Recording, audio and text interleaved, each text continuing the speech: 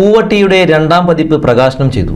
Ponnani block panchayat ജനകീയാസൂത്രണം 2023-24 വാർഷിക പദ്ധതിയിൽ ഉൾപ്പെടുത്തി നടപ്പിലാക്കിയ രചനയുടെ രസതന്ത്രം ശില്പശാലയിൽ പങ്കെടുത്ത കുട്ടികളുടെ രചനകളാണ് പൂവട്ടിയിൽ ഉൾപ്പെടുത്തിയിട്ടുള്ളത്. പൊന്നാനി ബ്ലോക്ക് പഞ്ചായത്ത് ജനകീയാസൂത്രണം 2023-24 വാർഷിക പദ്ധതിയിൽ ഉൾപ്പെടുത്തി നടപ്പിലാക്കിയ രചനയുടെ രസതന്ത്രം ശില്പശാലയിൽ പങ്കെടുത്ത കുട്ടികളുടെ രചനകൾ ഉൾപ്പെടുത്തിക്കൊണ്ട് പുറത്തിറക്കുന്ന പൂവട്ടി മാഗസിന്റെ പ്രകാശനം കവിയും ഗാനരചയിതാവുമായ റഫീഖ് അഹമ്മദ് നിർവഹിച്ചു.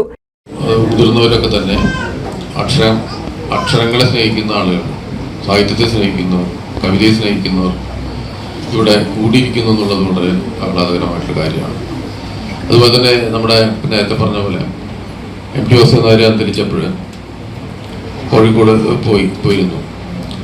കോഴിക്കോട് പട്ടണം മുഴുവൻ തന്നെ നിറഞ്ഞു കവിഞ്ഞിട്ടുള്ള അദ്ദേഹത്തിൻ്റെ ഒരു അവസാനമായിട്ട് അദ്ദേഹത്തെ കാണാൻ വേണ്ടിയിട്ട് നാനാഭാഗത്തു നിന്ന്, കേരളത്തിൻ്റെ നാനാഭാഗത്തു നിന്ന് എത്തിയിട്ടുള്ള ആളുകൾ അവിടെ തിങ്ങി നിറഞ്ഞിട്ടുള്ള ഒരു കാഴ്ച നമുക്ക് കാണാൻ കഴിയുന്നു.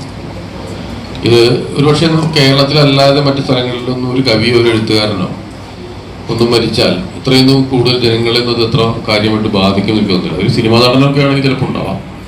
അപ്പോൾ എഴുത്തിനോടും എഴുത്തുകാരോടുമുള്ള ഒരു ആദരം എന്ന് പറയുന്നത് സംസ്കാരത്തോടുള്ള ആദരം തന്നെയാണ്, സംസ്കാരത്തോടുള്ള ഒരു കൺസേൺ ആണത്. അപ്പോൾ ആ നിലയ്ക്ക് ബ്ലോക്ക് പഞ്ചായത്ത് ഇത്തരം ഒരു കാര്യം ചെയ്യുന്നു എന്നുള്ളത് വളരെ വളരെ അഭിനന്ദനീയമായിട്ടൊരു കാര്യമാണ്. ഞാൻ ആദ്യം അത് ചെയ്യാതെ